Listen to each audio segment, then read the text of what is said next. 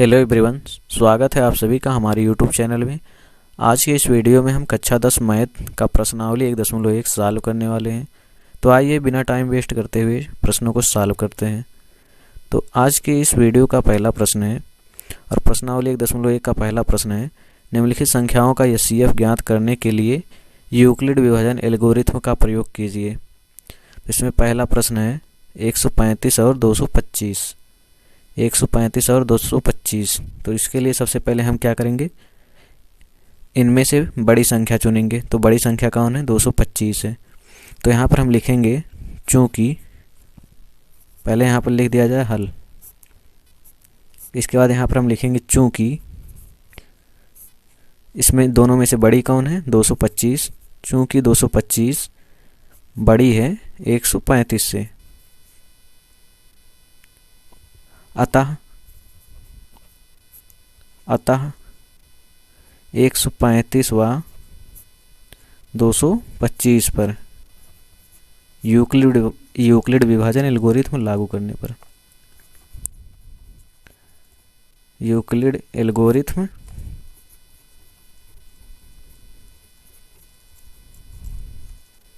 लागू करने पर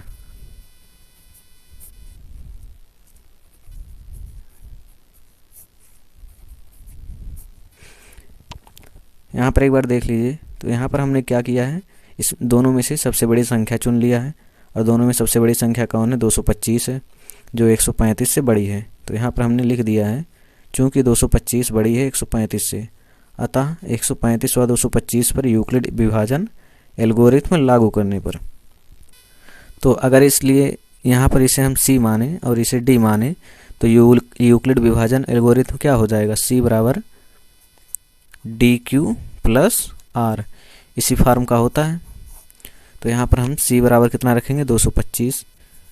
225 बराबर कितना हो जाएगा, D कितना है 135 गुणे Q का मतलब इसमें हमको कोई ऐसी संख्या से गुणा करना है जिससे इसका मान 225 के निकट प्राप्त हो जाए। तो अगर इसमें हम 2 से गुणा करते हैं तो 135 गुना कितना हो जाएगा, 270, जो कि 225 से ज़्यादा हो जाएगा, इसलिए इसमें हम 1 से गुणा करेंगे। तो यहाँ पर कितना मिल जाएगा, 135 प्लस 135 में कितना जोड़ दिया जाए कि 225 हो जाए, प्लस यहाँ पर कितना आ जाएगा 90। तो यहाँ पर हमको 90 मिल जाएगा। तो ये क्या है, ये R है। R मतलब शेषफल। तो शेषफल का मान यहाँ पर 0 नहीं है, 90 है, इसलिए इसको हम इसी तरह से और आगे बढ़ाएंगे। इसके बाद इसे 135 को हम क्या मानेंगे, D मानेंगे, सॉरी C मानेंगे। 135 को हम C मानेंगे और 90 को हम मानेंगे D, और इस तरह से इसी फार्म में इसको तोड़ लेंगे। तो यहाँ पर हमको 135 बराबर कितना मिल जाएगा, 90। 90 गुणे 90 में कितने से गुणा कर दिया जाए कि इसका मान 135 से ज़्यादा ना हो और वो भी पूर्ण। तो यहाँ पर हम 1 से गुणा करेंगे, क्योंकि अगर हम 2 से गुणा करेंगे तो इसका मान 135 से ज़्यादा हो जाएगा। तो 90 गुणे 1, तो 90 में कितना जोड़ दिया जाए कि 135 हो जाए, 45। तो पुनः हम देखेंगे, इससे अगर तुलना करेंगे तो यहाँ पर R का मान कितना है, 45 है। तो इसलिए इसको हम पुनः इसी स्टेप में और आगे बढ़ाएंगे। तो अब इस कंडीशन में C हमारा क्या हो जाएगा, 90। C 90 हो जाएगा और D क्या हो जाएगा, 45। पुनः हम 90 को 45 के फार्म में इस तरह से तोड़ लेंगे। तो 45 दूना 90 होता है। तो यहाँ पर कितना आ जाएगा, 0। तो यहाँ पर R शेषफल का मान कितना आ गया, R बराबर 0। तो अगर R बराबर 0 हमको प्राप्त हो गया तो यूक्लिड विभाजन एल्गोरिथ्म क्या है, यही D हमारा अभीष्ट एचसीएफ हो जाता है। तो D बराबर यहाँ पर कितना है, 45।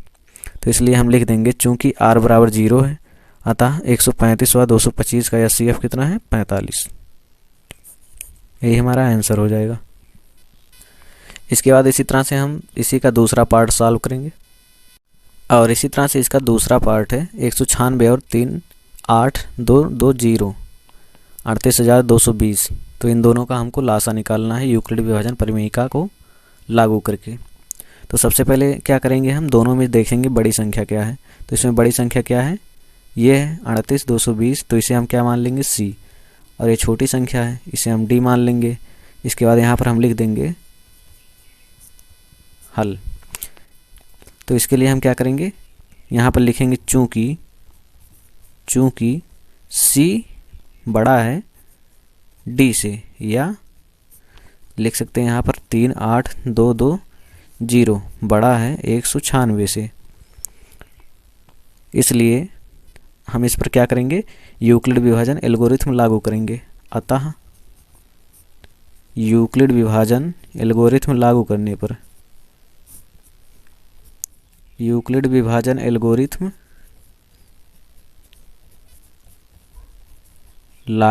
पर क्या हो जाएगा, यहाँ पर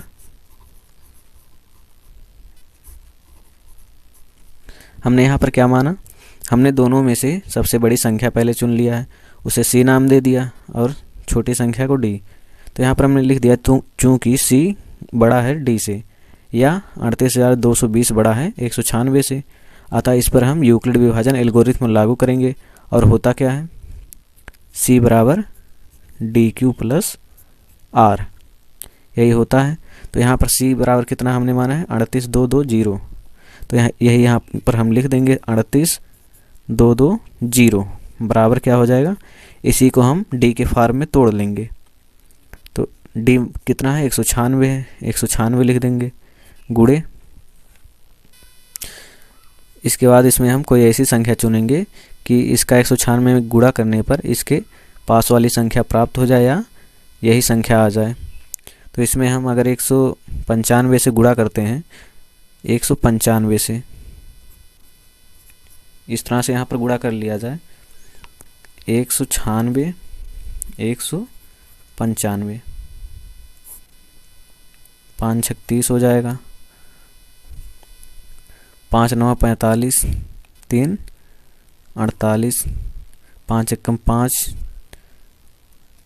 5 4 9, 980 हो गया, 9 छक 54, 4 9 9 81, 81 5 86, 9 एकम 9, 9 8 9 8 कितना हो जाएगा, 17।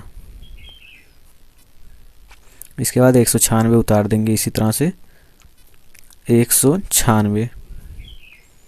इसके बाद जोड़ लेंगे, 8 4 कितना हो जाएगा, 12, 6 6 12, 12 1 13, 13 9 कितना हो जाएगा, 22, 9 7 16 1 17 1 18, 3 कितना आ गया, 38,220।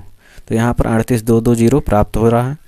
तो यहाँ पर हम 195 से गुणा कर देंगे, प्लस कितना आ जाएगा, शेषफल 0, क्योंकि अगर 196 में हम 195 से गुणा करेंगे तो यहाँ पर हमको इतना प्राप्त हो जा रहा है। तो यहाँ पर क्या हम लिख देंगे, 0। तो यहाँ पर इसके बाद हम क्या करेंगे, लिखेंगे चूँकि शेषफल R बराबर कितना है, 0। अगर जब शेषफल R क्या है, यही है, शेषफल R 0 हो जाता है तो यही D हमारा अभीष्ट HCF हो जाता है। अतः यहाँ पर नीचे लिख देंगे, अतः अभीष्ट HCF क्या हो जाएगा, HCF बराबर 196, यही हमारा आंसर हो जाएगा।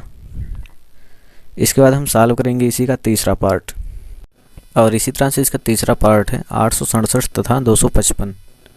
तो इसके लिए सबसे पहले हम क्या करेंगे, इसमें बड़ी संख्या चुनेंगे। बड़ी संख्या कौन है, 867 है, तो इसे हम C मान लेंगे और यहाँ पर इसे D मान लेंगे। इसके बाद इसको हम सॉल्व कर लेंगे। यहाँ पर हम पहले लिखेंगे चूँकि C बड़ा है D से, या यहाँ पर लिख सकते हैं 867 बड़ा है 255 से, इसलिए हम इस पर यूक्लिड विभाजन एल्गोरिथम अप्लाई करेंगे। अतः यूक्लिड विभाजन एल्गोरिथम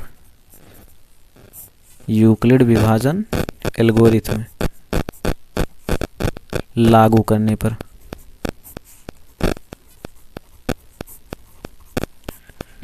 यूक्लिड विभाजन एल्गोरिथम क्या होता है, C बराबर DQ प्लस R, यही होता है। तो C कितना हमने माना है, 867 को माना है, तो यहाँ पर हम लिख देंगे 867। बराबर डी किसको माना है, 255 को। 255 हो जाएगा गुणे 255 में कितना से गुणा कर दिया जाए कि 867 के पास की वैल्यू हमको प्राप्त हो जाए। तो 3 से गुणा करेंगे तो 255 यहाँ कितना होता है, यहाँ पर हम गुणा कर लेंगे। 3 × 5 = 15, 3 दूनी 6 × 7, 3 दूनी 6, कितना आ गया 675। 675, लेकिन यहाँ पर सॉरी यहाँ पर 5 है, 255 है। 255 गुणे 3 कितना हो जाएगा, 255 3 × 5 = 15, 3 × 5 = 15, 1 16, 3 दूनी 6, 1 7, 765 आ जाएगा। यहाँ पर कितना आ जाएगा 765। तो इसमें हम प्लस में क्या ऐड करेंगे, 765 में कितना जोड़ दिया जाए कि 867 हो जाए। तो यहाँ पर हम 102 जोड़ देंगे। तो एक बार फिर से इसे देख लीजिए। तो सबसे पहले इसमें हम क्या करेंगे, यहाँ पर हम देखेंगे कि कौन सी संख्या दोनों में बड़ी है। तो यहाँ पर 867 बड़ी है 255 से, तो यहाँ पर हम मान लेंगे चूँकि सी बड़ी है डी से, अतः इस पर हम यूक्लिड विभाजन एल्गोरिथम अप्लाई कर देंगे। तो यहाँ पर c बराबर DQ + R होता है एल्गोरिथम। तो c बराबर 867 हमने लिख दिया है और d बराबर 255 और q मतलब इसी को 255 के फॉर्म में हमने तोड़ लिया है। 255 यहाँ कितना हो जाएगा 765 हो जाएगा और 765 में कितना जोड़ दिया जाए कि 867 हो जाए 102। तो इसी तरह से अब इसके बाद हम देखेंगे कि यहाँ पर r का मान 0 है कि नहीं। चूँकि यहाँ पर r का मान 102 है, 0 नहीं है, तो इसलिए इसी प्रोसेस को हम आगे बढ़ाएंगे और अगले स्टेप में हम क्या करेंगे, 255 को c मान लेंगे, 102 को d मान लेंगे। तो यहाँ पर हम लिख देंगे 255 बराबर d क्या है 102 है। तो 102 में हम कितने से गुणा करेंगे, 255 की निकटतम वैल्यू या फिर 255 आ जाए, 2 से गुणा करेंगे 102 दूना 204 हो जाएगा। तो यहाँ पर 5 है, यहाँ पर कितना हो जाएगा 51, इस तरह से। तो पुनः यहाँ पर शेषफल का मान 0 नहीं है, तो इस तरह से हम इसी स्टेप को और आगे बढ़ाएंगे। तो यहाँ पर 102 हो जाएगा, 102 बराबर कितना हो जाएगा 51 गुणे 51 दूना 102 होता है। तो यहाँ पर कितना आ गया शेषफल 0। तो इसके बाद हम नीचे लिखेंगे चूँकि r बराबर कितना है 0, अतः अभीष्ट HCF बराबर क्या हो जाएगा, यही हमारा D अभीष्ट HCF हो जाएगा 51, यही हमारा आंसर हो जाएगा। तो आज के लिए बस इतना ही।